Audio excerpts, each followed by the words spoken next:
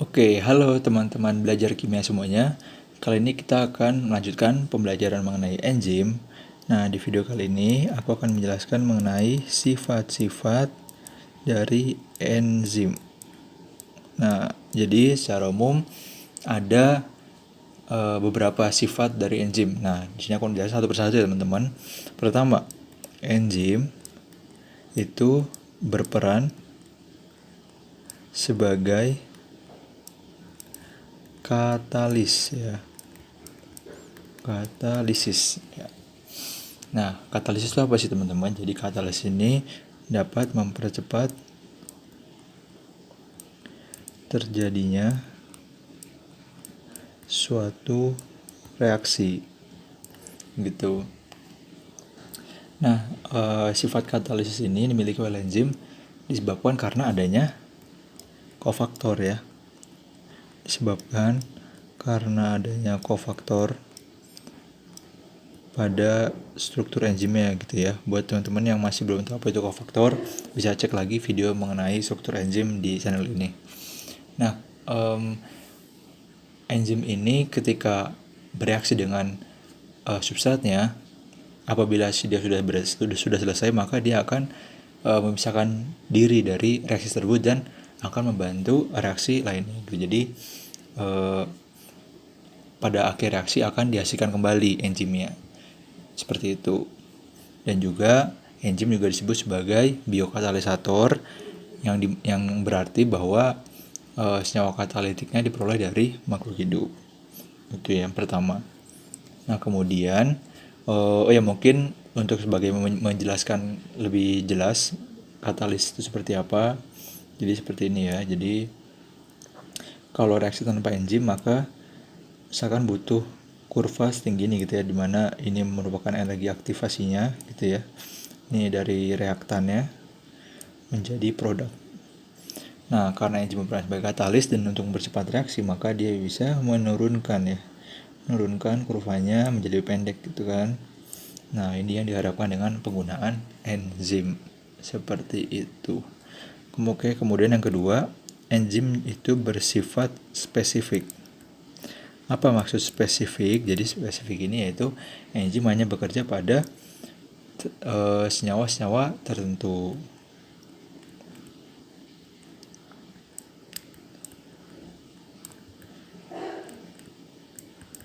Gitu. Jadi misalnya ketika untuk ingin memecah senyawa protein dan ingin memecah karbohidrat, beda enzim yang digunakannya gitu, tidak sama. Jadi enzim sangat-sangat spesifik untuk kebutuhannya gitu, tergantung substratnya apa dan ingin dirubah menjadi apa gitu.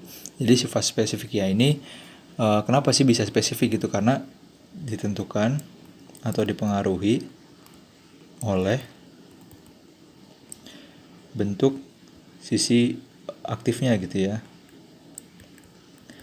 Sisi pengaktifan dari enzim dengan substrat seperti itu. Karena sisi aktifnya itu spesifik, jadi dia juga bertindak spesifik. Jadi mungkin bisa diibaratkan kayak kunci lah ya. Jadi kayak misalnya gembok, jadi bentuknya itu spesifik dengan kuncinya gitu. Jadi tidak bisa satu gembok digunakan oleh beberapa kunci gitu kan ya. Nah, ini dua sifat yang pertama. Kemudian sifat berikutnya yaitu enzim bersifat termolabil. Apa sih ini maksud dengan termolabil? Jadi termolabil ini maksudnya enzim dipengaruhi oleh suhu. Nah, jadi suhu itu sangat berpengaruh ya terhadap kinerja enzim. Nah, ini dikarenakan penyusun utama dari enzim merupakan protein gitu. Jadi kan protein tuh harus pada suhu tertentu gitu ya supaya bisa optimal bekerjanya. Nah, suhu optimumnya berapa sih? Jadi untuk suhu optimumnya dari enzim itu berada di 37 derajat Celcius.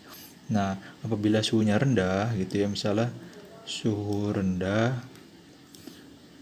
kurang dari 10 derajat Celcius, maka enzimnya tidak aktif.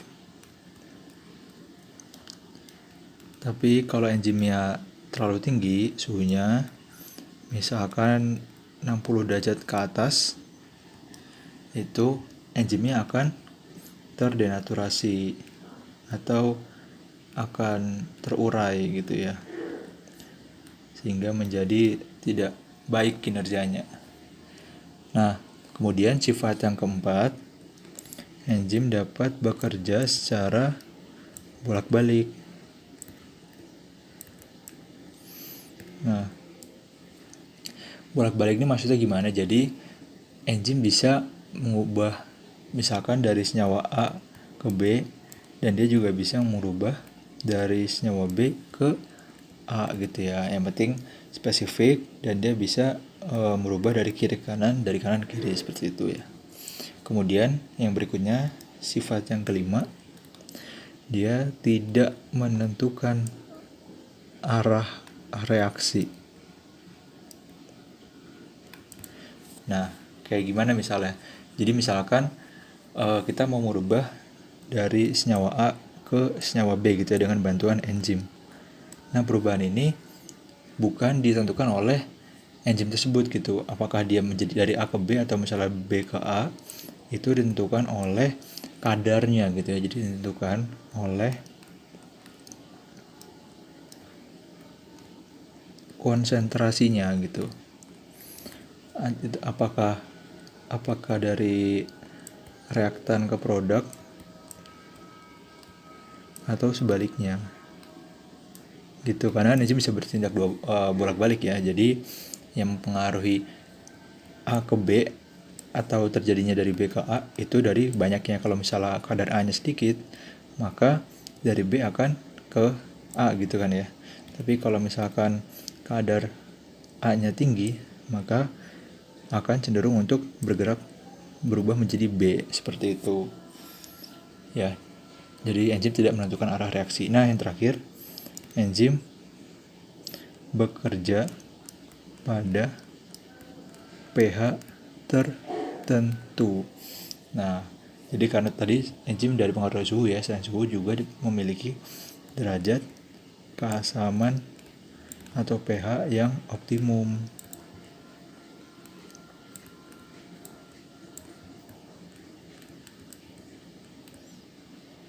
Nah, biasanya enzim itu bekerjanya pada pH netral gitu ya, yaitu sekitar 7 gitu pH netral. Nah, tapi ada juga beberapa enzim yang bekerja pada pH ekstrim, pada asam atau basa, misalnya enzim pepsin yang bekerja baik pada pH 2 gitu, atau pH yang asamnya kuat gitu. Jadi kalau misalnya di grafik ini yang netral, di sini ya pH optimum. Tapi ada juga enzim yang bekerja pada suasana asam dan juga suasana basa. Ini anggaplah sini range pH-nya, di sini kecepatan reaksi ya. Sini asam dan sini basa. Jadi ada juga enzim yang bekerja pada asam, contohnya adalah pepsin. Dan untuk yang contoh dari bekerja pada range basa yaitu tripsin. Nah, untuk yang bekerja pada range netral itu ada phthalin. Seperti itu. Jadi hari ini kita sudah mempelajari ada 6 sifat-sifat dari enzim. Itu yang pertama, enzim berperan sebagai katalis, ya, di mana dia mempercepat terjadi suatu reaksi.